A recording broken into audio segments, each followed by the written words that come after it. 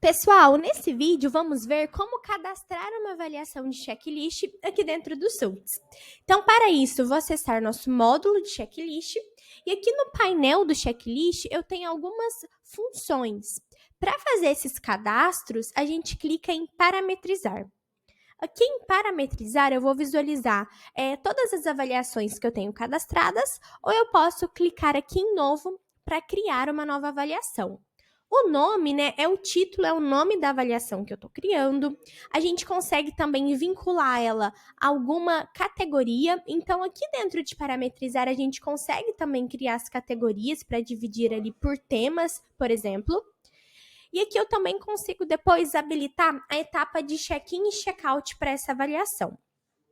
A etapa de check-in e check-out é momento ali antes e após a avaliação que a gente vai coletar algumas informações que não estão relacionadas diretamente às perguntas, do checklist.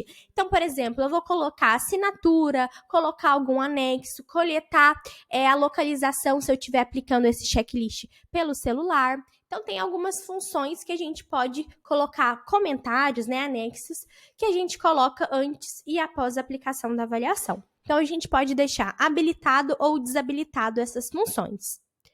Após essas etapas, eu tenho aqui para definir quem que vai ter acesso a aplicar o questionário. Se é somente vocês internos da rede, se é somente as unidades, ou se tanto interno quanto a unidade vai poder ter acesso a essas avaliações.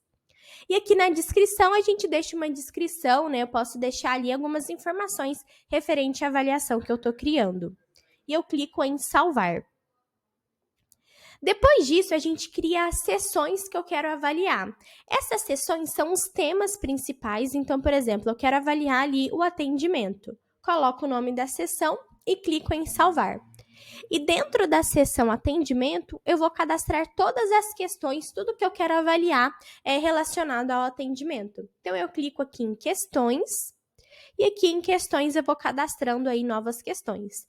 Então, por exemplo, o atendente está abordando o cliente da maneira correta? Então, a gente coloca ali, o que eu quero avaliar. E após colocar a pergunta que eu quero avaliar, a gente vai definir algumas configurações sobre a pergunta.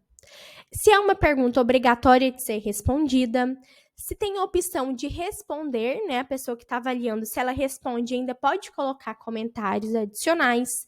O não se aplica é uma forma da gente desconsiderar, anular essa questão, sem nem prejudicar nem favorecer a unidade. E o zerar a avaliação, vocês podem utilizar para pontos críticos. Então, o que foi importante para o processo de vocês e a unidade não tiver de acordo, ou a unidade ou algum setor interno também, se não tiver de acordo, a gente anula ali toda a avaliação, independente dos acertos. E no tipo da questão, eu tenho várias formas aqui de resposta, sim ou não, nível de qualidade, conforme ou não conforme, como tem a opção de subir documentos ou imagens, personalizar as opções de respostas. Então, vocês conseguem selecionar o que melhor encaixa ali para a situação. E aí, depois de definir o tipo da resposta, eu posso colocar ali o peso. Tem como a gente colocar também ali um plano de ação obrigatório. Então, o que foi importante criar plano de ação, a gente deixa ali a opção de plano de ação obrigatório. E a gente cadastra também, a gente pode deixar aqui modelinhos de plano de ação já pronto. O que é esse plano de ação? Quando a gente verifica uma não conformidade no processo, a gente gera ali uma atividade para melhorar, para corrigir ali esse ponto, para melhorar a performance ali da unidade. Então, eu clico aqui em adicionar plano de ação. E aqui a gente pode já deixar toda a estrutura feita. Eu tenho duas formas de escolher como vai ser utilizado esse plano de ação.